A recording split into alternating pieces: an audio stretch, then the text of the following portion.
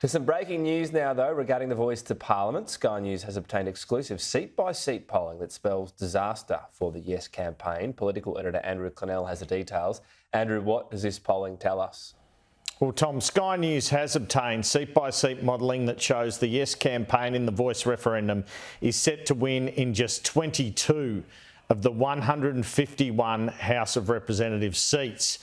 But this includes big Yes margins in the inner city Sydney seats held by Prime Minister Anthony Albanese and Environment Minister Tanya Plibersek, perhaps explaining why the Prime Minister keeps showing optimism in the face of what looks a lost cause. The polling, which has been distributed between no campaigners and senior Liberal Party officials during the weekend, comes from a UK firm called Focal Data, who has used a technique which was similar to that used by the Australian newspaper during the 2022 election campaign, and that came very close to the seat-by-seat result at that election. The modelling shows victory for Yes will not occur in any Liberal seats, although Yes will come close in two of those seats. The marginal seat of Sturt in South Australia, held by James Stephens, where 51% are set to vote no, and Bradfield, the marginal seat held by Liberal frontbencher Paul Fletcher, where no leads 53-47. But the poll predicts absolute landslide results for the no case in Queensland seats, including Bob Katter's seat of Kennedy, 84.9% no. David Littleproud's seat of Maranoa, 81.5% no.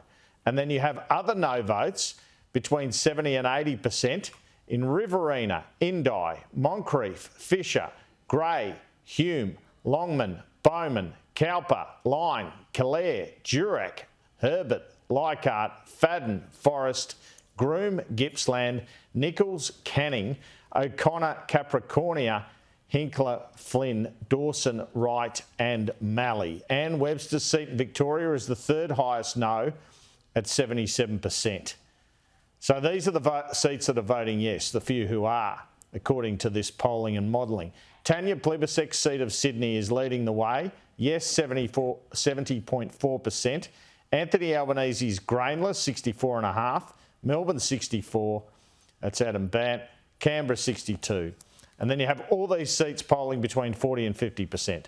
Adelaide, Fenner, Brisbane, McNamara, Reid, Higgins, North Sydney, Clark, Bean, Perth, Kingsford, Smith, Griffith, Greenway, Wills, Cooper, Bennelong, Ryan and Chisholm. You can see in that list mostly Labor seats, all three seats in the Australian Capital Territory, but a couple of Green seats as well and the independent seat of North Sydney. Other independent seats who are on the margin of error, really purportedly voting marginally no, are Kooyong 50.2% no and Wentworth 50.4%. Then there are a range of seats you'd call marginal in terms of voting no, polling 50 to 53. Julian Leese's seat of Berowra, 53% no, and there's Sturt Goldstein, Maribyrnong, Bill Shorten's seat, Linda Burney's seat of Barton, narrowly voting no.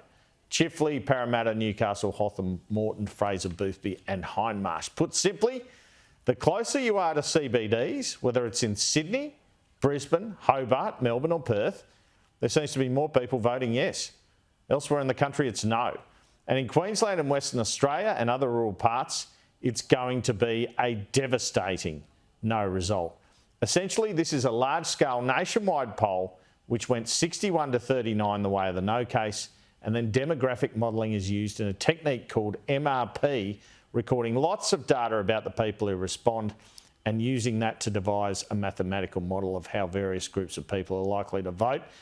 And I repeat, this was pretty accurate in 2022 and in the recent UK election, this form of modelling. Well, this seat-by-seat polling comes after today's news poll in The Australian hammered a nail into the yes result.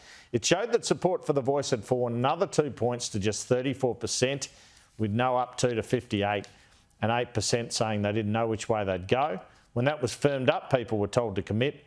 It was 63 to 37 for the no campaign. The poll also showed support for the yes campaign among younger voters, which had previously been strong, had fallen, Tom.